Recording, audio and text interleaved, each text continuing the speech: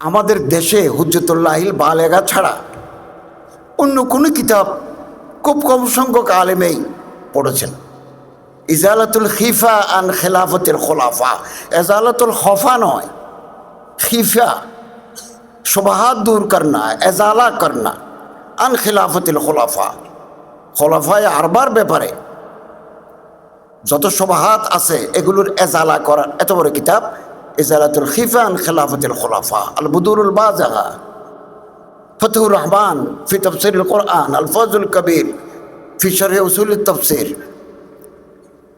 তফহিমাত ইলাহিয়া, এগুলো হচ্ছে ওনার আফকার, thoughts of invaluable thoughts of Hazrat Shah Oliullah. এবং তিনি যখন জন্মগ্রহণ করেন মুঘল সাম্রাজ্যের শেষ আহমদাবাদে বাদশাহ আওরঙ্গজেব আলমগীরের মৃত্যু, খবরও ওখানে, খবর দিল্লিতে নেই। তখন জওয়াল, মোগলিয়া সুলতানাতের জওয়াল, সেন্ট্রাল গভর্নমেন্ট নাই, থাকলেও দুর্বল, এবং মুসলিম শক্তি ভারতের বুকে কোণঠাসা অবস্থায়, উরুজ নাই, জাবাল, এনহেতাত। এই মুহূর্তে শাহ ওলিউল্লাহ মুহাদ্দিস দেহলভির জন্ম দিল্লিতে। আল্লাহ তাআলা ওনাকে জামিয়ত দান করেছেন, হামাগিরি দান করেছেন। ওনার ফিকিরের ভিতরে আমাদের একটা সমস্যা হচ্ছে, আমরা যেখানে আছি আমরা ওইটাকে মনে করি এর বাইরে দুনিয়া নাই। আমরা যে দল করি কুল্লু হিজবি বিমা লাদাইহিম ফারিহুন, নিজের দলের বাইরে আর কেউ নাই। আমরা যদি কোনো পীর সাহেবকে মানি, আমার পীরের বাইরে আর কোনো পীর নাই। আমি যে দল করি আমার দলের বাইরে আর কোনো দল নাই।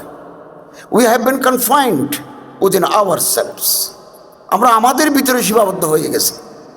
মানুষের সামনে যখন কোনো ওয়ার্ক প্ল্যান থাকে না, তখন সে পিছনের কথা বলে। আমার বাবা জমিদার ছিলেন, আমাদের অনেক জায়গা জমি ছিল, বড় বড় দিঘি ছিল, ওখানে বড় বড় কাতলা মাছ, রুই মাছ থাকতো, এই সমস্ত কথা আমরা বলি। যে সময় মানুষের সামনে উম্মতের ইসলাহ ফিকিরের বালাই থাকে না, তখন সে শত্রু দেখে না, ভাইকে দেখে গুলি মারার জন্য, ছুরি মারার জন্য পাশের ভাইকে দেখে তারে মারে। এটাই মুসলিম উম্মার সংকট, ক্রাইসিস অফ দ্য মুসলিম উম্মা। শাহ ওলিউল্লাহ দেহলভি যখন আসেন ভারত